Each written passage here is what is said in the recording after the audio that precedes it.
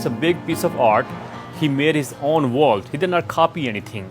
Any mountain you see over here, any city, town you see over here, it's not a copy of anything. He built from his imagination. He just ran the trains through it. The trains are like the actors coming in and out of a scene. So it's very scenic.